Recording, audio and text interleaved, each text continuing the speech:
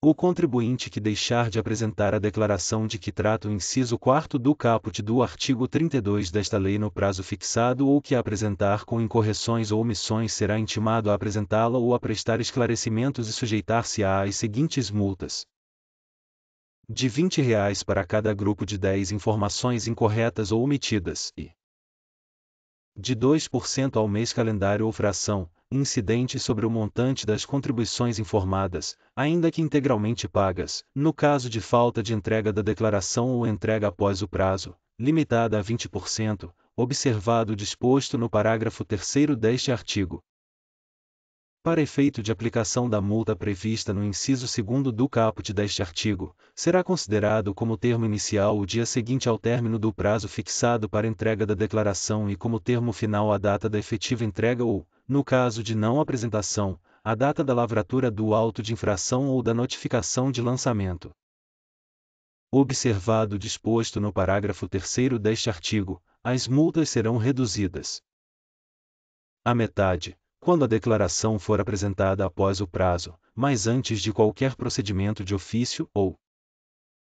a 75%, se houver apresentação da declaração no prazo fixado em intimação. A multa mínima a ser aplicada será de R$ 200, tratando-se de omissão de declaração sem ocorrência de fatos geradores de contribuição previdenciária, e R$ 500, nos demais casos. Os órgãos da administração direta, as autarquias, as fundações e as empresas públicas da União, dos Estados, do Distrito Federal e dos municípios, cujas normas gerais de direito financeiro para elaboração e controle dos orçamentos estão definidas pela Lei nº 4.320, de 17 de março de 1964, e pela Lei Complementar no 101, de 4 de maio de 2000, ficam obrigados, na forma estabelecida pela Secretaria da Receita Federal do Brasil do Ministério da Fazenda, a apresentar a contabilidade entregue ao Tribunal de Controle Externo e a folha de pagamento. As informações de que trata o caput deverão ser apresentadas até o dia 30 de abril do ano seguinte ao encerramento do exercício.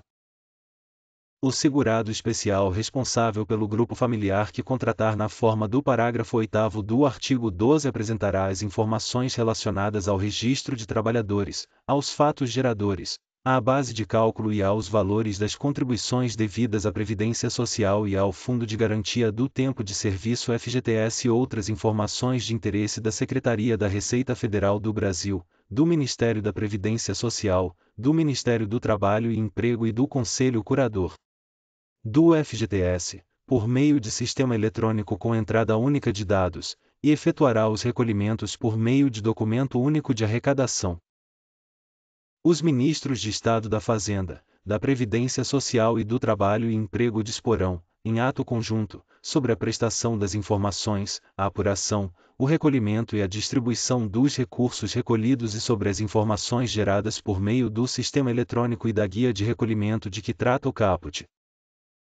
As informações prestadas no sistema eletrônico de que trata o caput têm caráter declaratório, constituem instrumento hábil e suficiente para a exigência dos tributos e encargos apurados e substituirão, na forma regulamentada pelo ato conjunto que prevê o parágrafo 1º, a obrigatoriedade de entrega de todas as informações, formulários e declarações a que está sujeito o grupo familiar, inclusive as relativas ao recolhimento do FGTS. O segurado especial de que trata o caput deste artigo fica obrigado a arrecadar, até o 20º dia do mês seguinte ao da competência, as contribuições previstas nos incisos 10, 12 e 13 do caput do artigo 30 desta lei. Os valores referentes ao FGTS e os encargos trabalhistas sob a sua responsabilidade. Os recolhimentos devidos, nos termos do parágrafo 3º, deverão ser pagos por meio de documento único de arrecadação.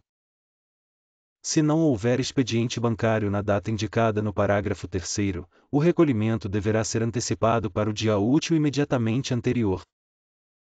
Os valores não pagos até a data do vencimento sujeitar-se-ão à incidência de acréscimos e encargos legais na forma prevista na legislação do Imposto sobre a Renda e proventos de qualquer natureza para as contribuições de caráter tributário, e conforme o artigo 22 da Lei nº 8.036, de 11 de maio de 1990, para os depósitos do FGTS, inclusive no que se refere às multas por atraso.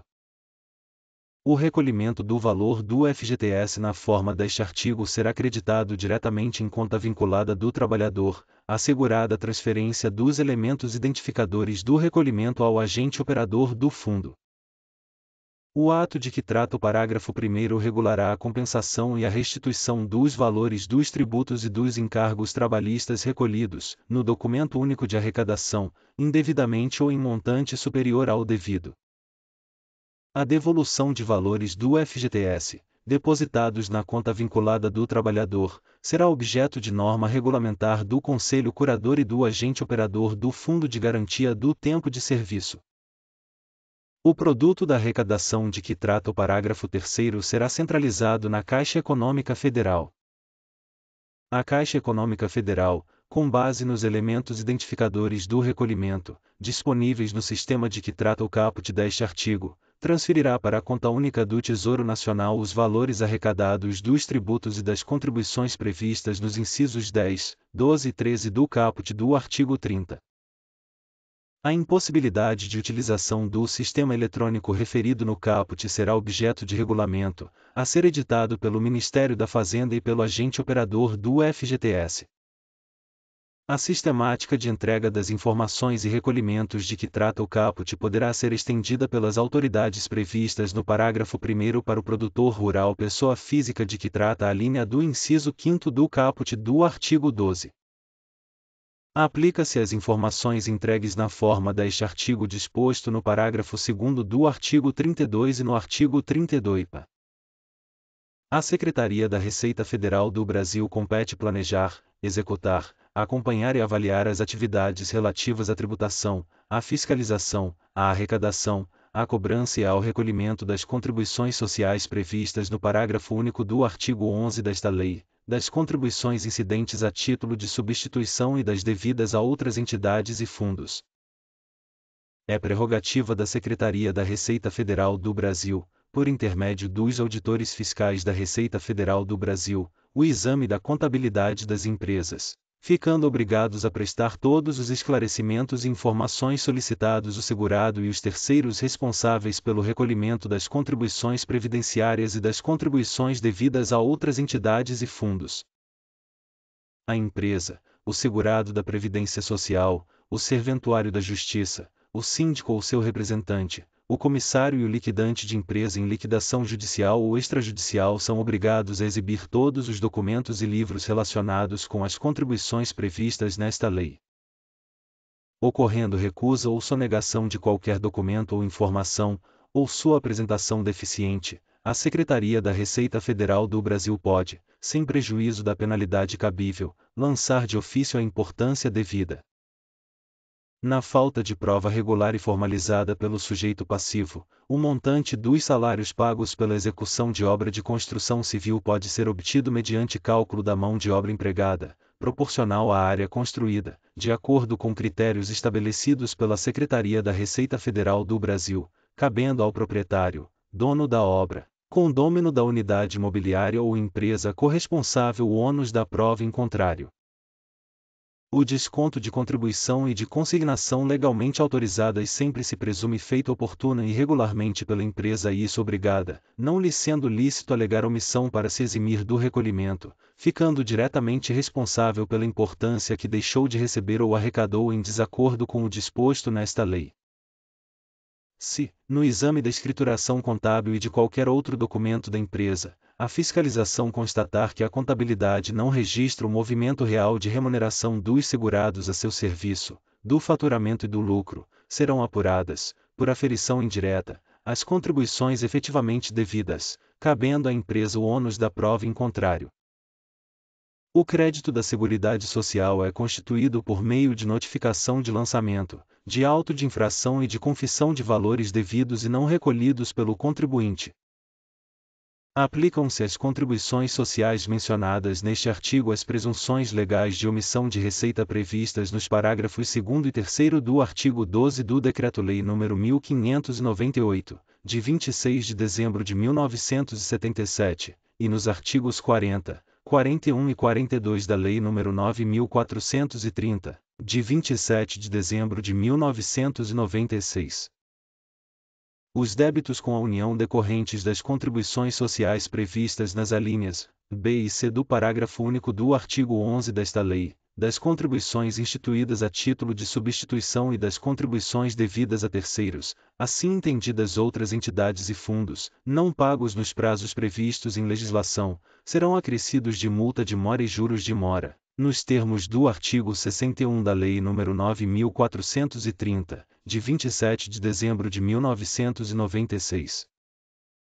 Nos casos de lançamento de ofício relativos às contribuições referidas no artigo 35 desta Lei, aplica-se o disposto no artigo 44 da Lei nº 9.430, de 27 de dezembro de 1996.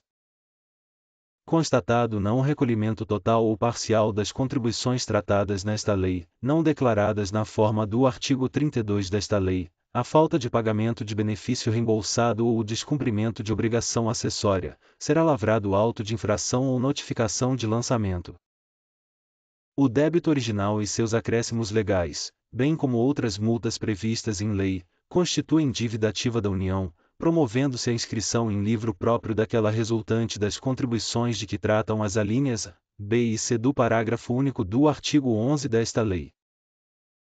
É facultado aos órgãos competentes, antes de ajuizar a cobrança da dívida ativa de que trata o caput deste artigo, promover o protesto de título dado em garantia, que será recebido pro solvendo.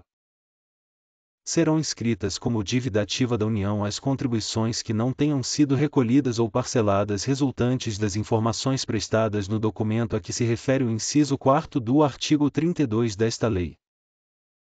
Os administradores de autarquias e fundações públicas, criadas e mantidas pelo poder público, de empresas públicas e de sociedades de economia mista sujeitas ao controle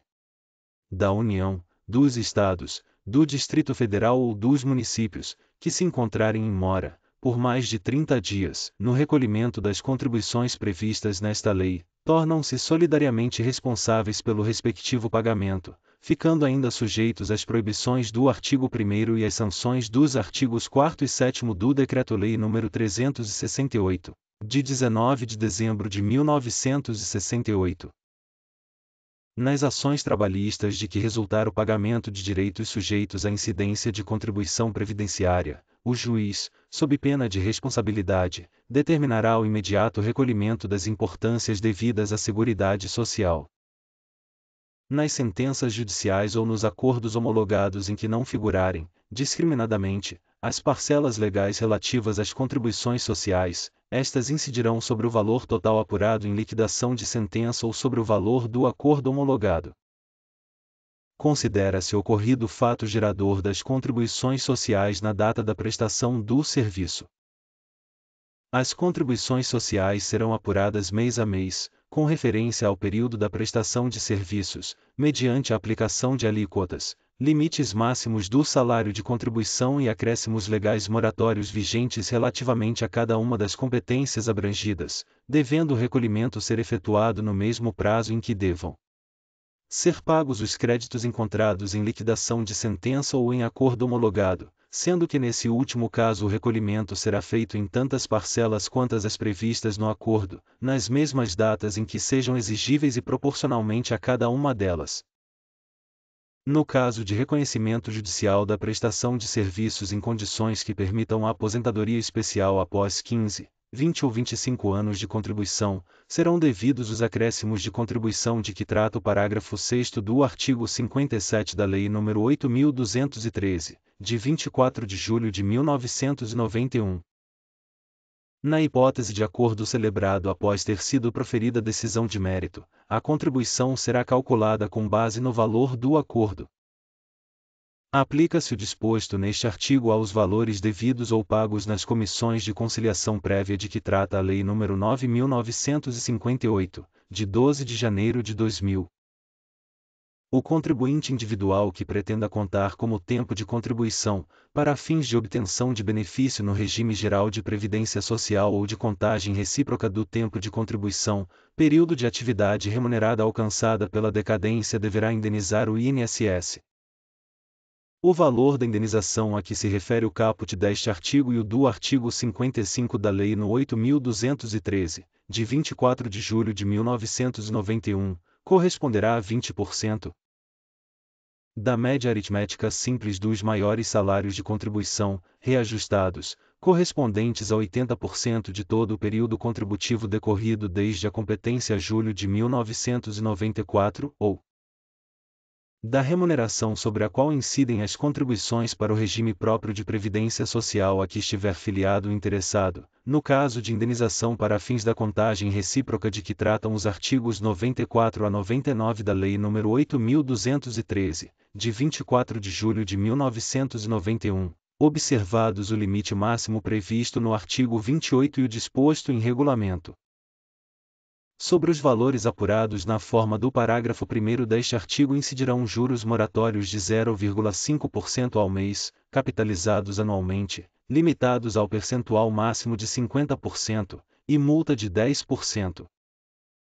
O disposto no parágrafo 1º deste artigo não se aplica aos casos de contribuições em atraso não alcançadas pela decadência do direito de a previdência constituir o respectivo crédito, obedecendo-se, em relação a elas, às disposições aplicadas às empresas em geral.